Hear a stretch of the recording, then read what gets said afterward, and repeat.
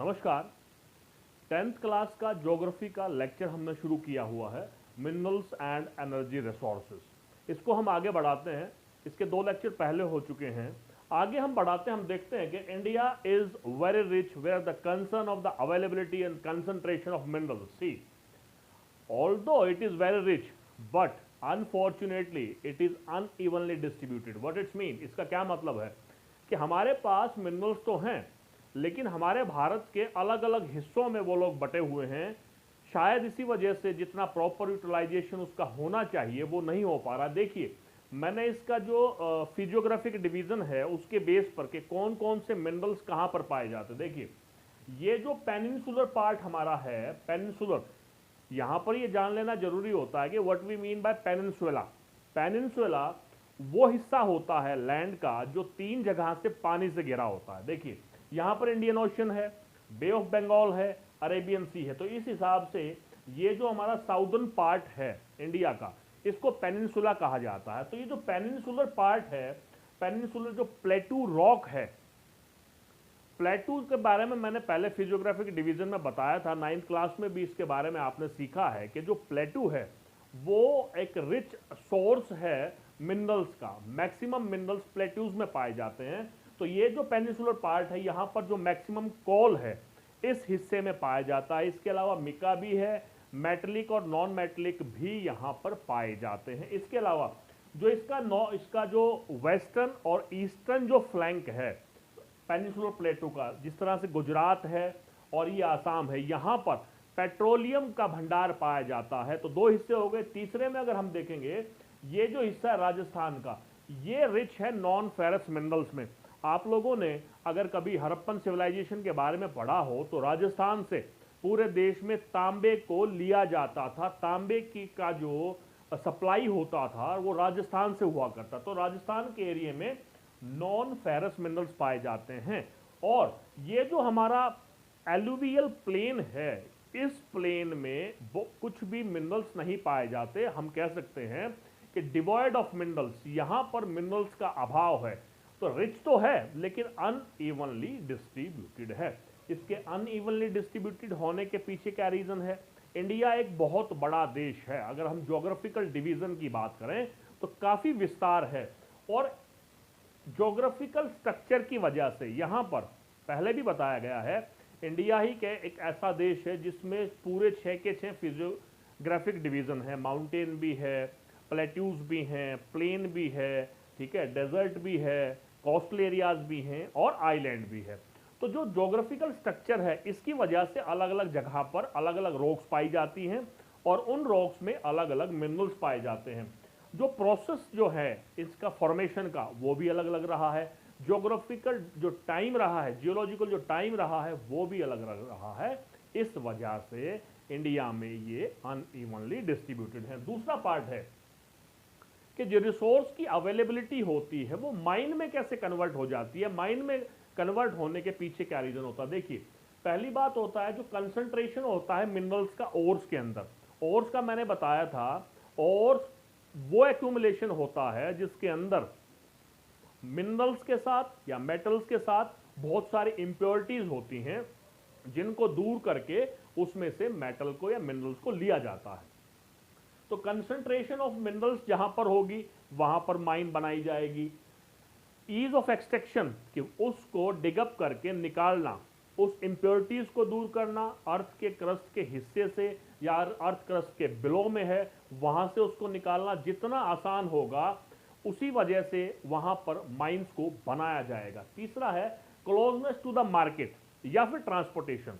यह भी ध्यान रखा जाता है कि जहां पर माइन लगाई गई है या तो वहां वो क्लोज है मार्केट के, ताकि मार्केट में, इंडस्ट्रीज में या जहां जहां मिनरल्स की, मेटल्स की आवश्यकता है उसको पहुंचाया जाए, या फिर ट्रांसपोर्टेशन इजीली अवेलेबल होना चाहिए ताकि उसको ट्रांसपोर्ट करके अवेलेबिलिटी से सप्लाई एरिया में पहुंचाया जाए। देखिए, हम पहले अब फेरस मिनरल्स के बारे में बात करेंगे। फेरस मिनरल्स, इससे पहले जब हमने क्लासिफिकेशन के बारे में बात की थी तो वहां हमने देखा था कि फेरस मिनरल्स वो होते हैं जिसमें आयरन कंटेंट होता है।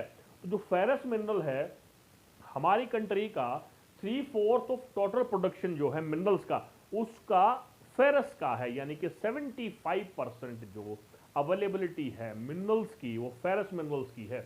मेटलर्जिकल जो इंडस्ट्रीज हैं, जो इंडस्ट्री मेटल पर डिपेंड है, उसके लिए ये बेस का काम करता है। यहां पर मेंशन भी किया हुआ है basic and backbone for industrial development. इसका क्या मतलब है, किसी भी इंडस्ट्री को चलाने के लिए मशीनों की आवश्यकता होती है, और मशीनों का जो डेवलपमेंट होता है, जो मशीन बनाई जाती हैं, उसमें आयरन का इस्तेमाल किया जाता है। इसलिए हम कह सकते हैं कि जो आयरन और है, जो फेरस मिनरल है, वो बैकबोन है इंडस्ट्रीज का, क्योंकि मशीनरी के अभाव में हम इंडस्ट्रीज की कल्पना नहीं कर सकते, और आयरन के अभाव में हम लोग मशीन्स की कल्पना नहीं कर सकते। और इसको एक्सपोर्ट भी किया जाता है। जब हमारे देश की आवश्यकताएं पूरी हो जाती हैं तो हम उस आयरन ओर को दूसरे देशों में भेजते हैं, एक्सपोर्ट भी करते हैं। उसके बाद फेरस मिनरल पे और ध्यान देंगे। आयरन ओर देखिए, फेरस मिनरल में हम लोग इस चैप्टर में दो मेटल्स के बारे में बात करेंगे, आयरन के बारे में और मैग्नीज के बारे में। तो सबसे पहला है आयरन ओर, इसको हम डिटेल से देखते हैं।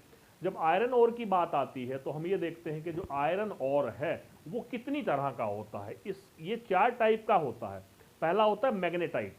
इसकी जो कैरेक्टरिस्टिक्स है, एक तो जो आयरन ओर जिसमें 70% तक आयरन पाया जाता है और केवल 30% इम्प्योरिटीज होती हैं।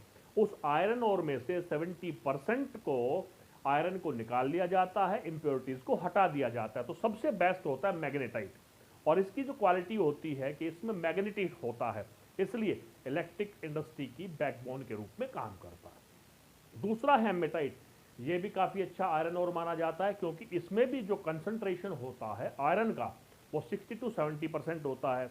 इसका क्या मतलब है कि अगर एक 100 किलो का आयरन ओर है, 100 किलो में 70 तो किलो होगा आयरन और 30 किलो होगा इम्प्योरिटीज। उस 30 किलो की इम्प्योरिटीज को हटा करके 70 किलो आयरन को निकाल लिया जाता है। तो जितना ज़्यादा आयरन ओर में आयरन होगा वो उतना ही अच्छा आयरन ओर कहलाएगा।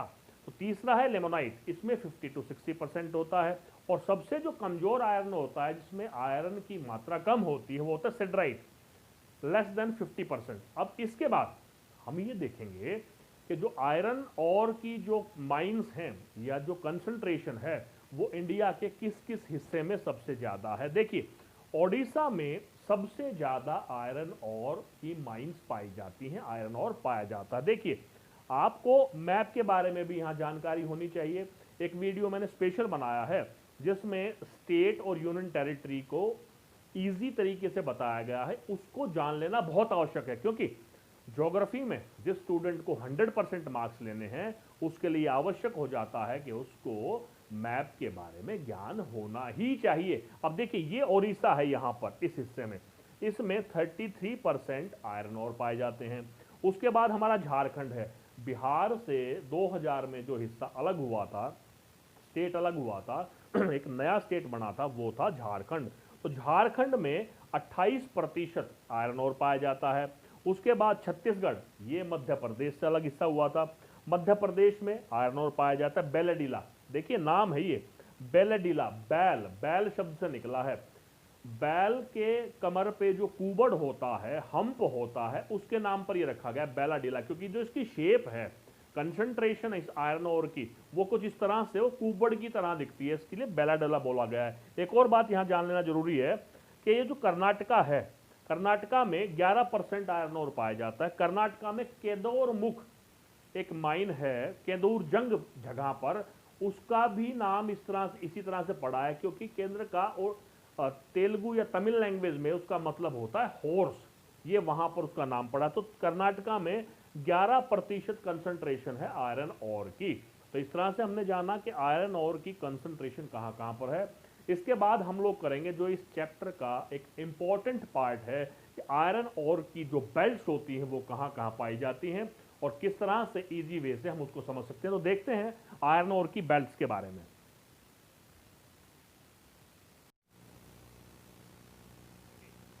अब हम देखेंगे मेजर आयरन ओर बेल्ट्स कि हमारे देश में जो आयरन ओर हैं वो कहाँ कहाँ पर पाए जाते हैं और किन किन नाम से उनको जाना जाता है। देखिए मैंने यहाँ पर 4 मैप लगाए हैं तो 4 हमारी मेजर आयरन और बेल्ट हैं। पहली बेल्ट है ओडिशा झारखंड बेल्ट। फिर से मैं यहाँ पर बता दूं आपको, मैप के बारे में जान लेना बहुत ज़्यादा आवश्यक है। तो एक बार आप अपने हाथ से मैप को भर लें और इंडियन स्टेट और यूनियन टेरिटरी की और उनकी कैपिटल की लोकेशन को जरूर देख लें। देखिए, ओडिशा झारखंड जो बेल्ट है मैंने यहाँ पर लगाया है, ये साथ में एडजेसेंट स्टेट हैं। यहाँ पर अगर मैं ओडिशा स्टेट की बात करूँ तो वहाँ 2 डिस्ट्रिक्ट हैं, मयूरभंज और केंदुझर। यहाँ पर आयरन और पाया जाता है। उसके अलावा जो झारखंड है उसका जो डिस्ट्रिक्ट है सिंघभूम, वहां पर 2 माइंस हैं, गुवा और नौमंडी। तो कहने का ये अभिप्राय है, ये 2 जो एडजेसेंट स्टेट हैं ओडिशा और झारखंड, झारखंड जो बिहार से अलग हुआ था, यहाँ पर आयरन और बेल्ट पाई जाती है। यहाँ से आयरन और को एक्सट्रैक्ट किया जाता है, फिर आयरन और से आयरन को निकाला जाता है। यहाँ पर हेमेटाइट आयरन और पाया जाता है, जो दूसरा सबसे बेहतरीन किस्म का आयरन और होता है और हर तरह से बेस्ट क्वालिटी का होता है। तो ये 2 जो स्टेट हैं ओडिशा और झारखंड, ये पहली बेल्ट है। आपको ये याद करने पड़ेंगे, झारखंड का सिंघभूम डिस्ट्रिक्ट है, केंदुझर, मयूरभंज ये डिस्ट्रिक्ट हैं ओडिशा के। यहाँ पर अगर हम झारखंड की बात करें तो नौमुंडी, गुवा और नौमुंडी 2 जगह हैं, यहाँ पर आयरन और की बेल्ट पाई जाती है। दूसरी जो बेल्ट है दुर्ग बस्तर चंद्रपुर बेल्ट। नाम है थोड़ा डिफरेंट नाम आएगा, क्योंकि ना हमारे देश में बहुत सारी भाषाएं बोली जाती हैं, तो अलग अलग जगह पर अलग अलग भाषाएं बोली जाती हैं। तो वहाँ का जो नाम होगा, उस जगह का जो नाम होगा, हर स्टेट का हर डिस्ट्रिक्ट का अलग अलग होगा, तो डिफरेंट नेम होंगे, उससे घबराने की जरूरत नहीं। यहाँ पर देखिए, हम छत्तीसगढ़ की बात कर रहे हैं, छत्तीसगढ़ और महाराष्ट्र। ये भी आप अगर मैप में देखेंगे तो महाराष्ट्र की जो बाउंड्री है वो छत्तीसगढ़ से, छत्तीसगढ़ जो मध्य प्रदेश से अलग हुआ हिस्सा था, उसकी बाउंड्री यहाँ पर आपस में मिलती है। इसका जो मतलब होता है हम्प ऑफ द ऑक्स, बैल का जो कुबड़ होता है, उस तरह की हिल है, उसकी शेप है। वहां पर 14 तरह के डिपॉजिट पाए जाते हैं, 14 डिपॉजिट पाए जाते हैं आयरन ओर के। मैंने यहाँ मेंशन किया है, छत्तीसगढ़ में बस्तर डिस्ट्रिक्ट है, वहां पर 14 डिपॉजिट पाए जाते हैं और विशाखापट्टनम पोर्ट से, यहां से उसको ट्रांसपोर्ट किया जाता है विशाखापट्टनम पोर्ट पर, और विशाखापट्टनम पोर्ट से जो हमारे ईस्टर्न कंट्री हैं, जापान और साउथ कोरिया, वहां पर इसको एक्सपोर्ट किया जाता है। और यहां पर भी हेमेटाइट जो है आयरन ओर, वो क्वालिटी पाई जाती है। तो ये हो गया हमारा दुर्ग बस्तरपुर चंद्रपुर बेल्ट। एक और डिफरेंट सा नेम है, देखिए, नाम है बिल्लेरी चित्रदुर्गा चिकमगलूर तुमकुर बेल्ट, क्योंकि साउदर्न पार्ट की हम लोग बात करेंगे। देखिए फिर से मैं रिपीट करता हूं, बिल्लेरी चित्रदुर्गा चिकमगलूर तुमकुर बेल्ट, इसको बार बार रिपीट करेंगे तो नाम ये याद हो जाएगा। ये कर्नाटका में है, कर्नाटका जो हमारे वेस्टर्न में है, जो अरेबियन सी के साथ लगता है, वहां पर कुदेरमुख नाम से एक माइन है। कुदेरमुख, कुदेर जिसका कन्नड़ में मतलब होता है हॉर्स, उसका जो फेस है वो हॉर्स की तरह दिखता है वहां से। और यहां से ये हाईएस्ट पीक है वेस्टर्न घाट की, वेस्टर्न घाट की हाईएस्ट पीक में से एक है। यहां से 100% एक्सपोर्ट किया जाता है आयरन ओर, यानी कि ये लार्जेस्ट एक्सपोर्ट करने की माइन है। यहां से जो यहां पर है मैंगलोर जो है, वहां एक और खास बात इसकी कि यहीं से माइन से ही इसको सलरी में पाइपलाइन के थ्रू सलरी में कन्वर्ट करके इस पोर्ट पर भेज दिया जाता है मैंगलोर में। मैंगलोर से ये एक्सपोर्ट होता है अलग अलग देशों में।